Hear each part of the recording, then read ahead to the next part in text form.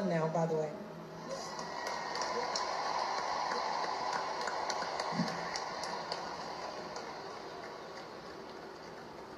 Oh, say, can you see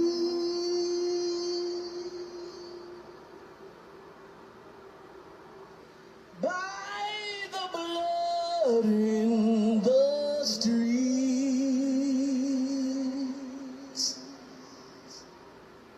that this place doesn't smile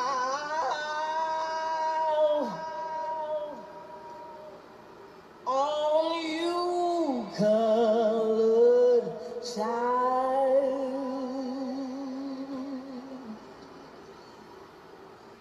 whose blood built this land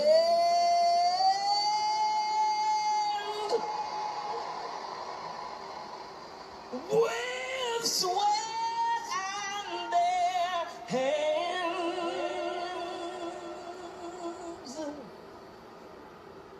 But you'll die in this place, and your memory erased. Oh, say, does this truth hold any weight?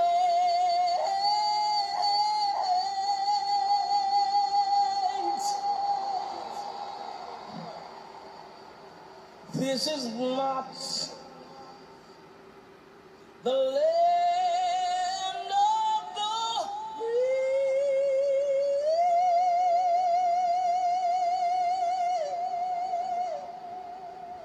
but the home of the slave.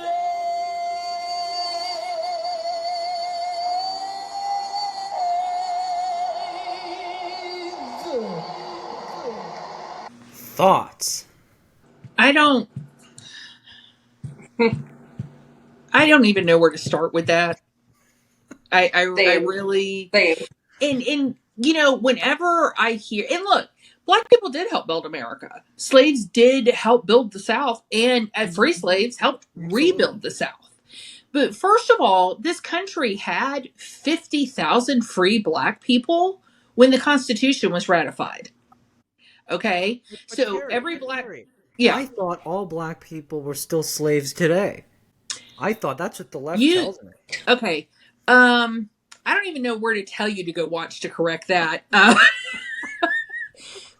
there were 50,000 free black men when the Constitution was ratified, who did not all come here as slaves. And over 20% of them owned slaves. But not only that, when people tell me that, there's such this focus on the South, and I'm from the South, so I get it. But you have to remember, we have a whole country west of the Mississippi, and that part of the country relied very heavily on Black Americans, white Americans, but also Chinese Americans who were brought here as either indentured servants or as slaves from their own country. And those were the people, and unfortunately, it's a horrible stereotype, but that's why they had Hop Sing and Bonanza. But out west, there were tons of other cultures, people from other countries that came here and built the Trans-American Railroad. Mm-hmm. And there's a show, and I can't remember the name of it now, and I'm so sorry. It was on AMC, Hell on Wheels, that I actually researched. Actually, fairly historically accurate. And I got to tell you, that whole project was hell on earth. It was dangerous. It was a nightmare. You had Indian tribes, Native American tribes that helped. You had ones that were fighting. You had people from England. You had politicians involved. So you're right. Slaves helped build this country. Black Americans who were not slaves helped build this country. I mean, Um, here's the thing, though, Terry. Slaves built the pyramids in Egypt, but you yes, still see people in America who marvel at the sight of right, those pyramids. We don't say, "Oh, we don't appreciate it because it was built by right, slaves." We still appreciate it. right. And so my thing is, why is that the only historical labor we want to remember? Right? Right. There were, again, if you look at how the West was built, Hmm. that was when China had started to open up, and there were many Chinese brought over here forcefully and put to work. And it Yeah. wasn't called slavery because they said these people are part of our family. But what was happening is in China they were having problems, and they would sell young women and young men who would bring them over here with their uncle, right? Who would then sell their labor to Americans saying, "Oh, this is my family." Yeah. And they had brothels that traveled with the railroad and set up in western towns, cooks, cleans, out on the railroad working. So what about recognition for their contribution? The Trans American Railroad changed the world, not just this nation. Yeah. So there were many people, while not slaves, treated horribly. I recognize that contribution. This country would not. We don't know where it would be today because we didn't, unfortunately, get the opportunity to see that. Yeah. But the idea that this one little pocket thing happened. And the other thing I thought about with this, and I've been thinking about, is we hear America has more history of slavery than it does of freedom. But keep in mind, the United States only began to exist in 1776. We were under the control of the British Empire, right? So America's oversight, implementation, enforcement of slavery was from 1776 when we declared independence till 1865 when we went to war. That's less than 100 years, Yeah. right? It's less than half our history have we actually spent as a slave nation, right? So this idea, we were not, we look at it, oh, we were always American. No, we weren't. We were British subjects under the crown. Yeah. And Absolutely. Britain allowed slaves. Britain started this, and Britain banished slavery as well.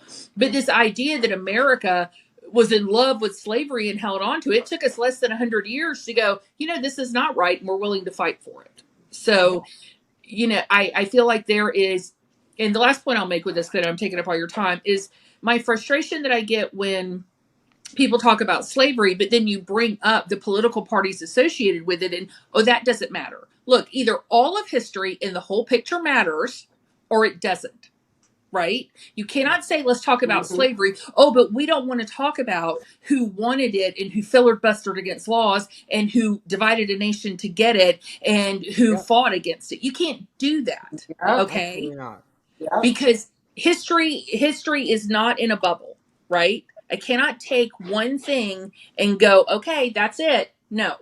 Either if we're going to talk about it, then let's talk about it. Let's talk about who supported it. Let's talk about who wanted it. Let's talk about what happened to the people who tried to fight against it after the Civil War. Or let's not talk about it. But you Yeah. don't get to pull it up and blame people today while not holding the people who did it accountable. 100% true. So 100%. that's my take on it. My take, and I think this brought up, this is something that I think about, and I have been thinking about a lot, especially as we see how crazy these people get on TikTok reacting to things. Is I think there's a common, and I'm going to be a little critical of the right in what I'm about to say too. Mm-hmm. I think the left has the narrative that words are murderous and words are violent and all this stuff, and then I think the right, because the left takes such a squeamish, easily offended snowflake position on words, the right takes the position of words don't mean anything and that words don't hurt and that words Words should be matter. ignored. Words matter, and I think if you're a young minority watching Jill Scott do that, you are going to have a bleak outlook on life Yep. because of that, and you will be less likely to succeed because you will believe that you can't and that this country is out to get you and this country hates you. And no matter what you're seeing around you, if that narrative is fed, even if it's only through words, Yep. that's going to have a huge impact on your psyche as a young person. I think as adults, we can look at that and we can say, hey, that's not reality. Yep. That's not really how it is today. But if you're a young developing mind, that's Yep. your worldview being shaped by that. And I think that's Words. incredibly damaging. Yes. Words matter. Words Words matter. matter. I think. The I think truth matters. The definition exactly. of those truths matter. So Exactly. you can't just say Mm-hmm. there's a genocide when there's not. Right? Exactly. Exactly. Yeah. I mean, and she's won a Grammy. She's won other No, I awards. believe you. She's a talented woman. But I also wonder why a multimillionaire who's very wealthy and successful is up here singing about not having a, that she lives in an oppressed country. Well, it reminds me of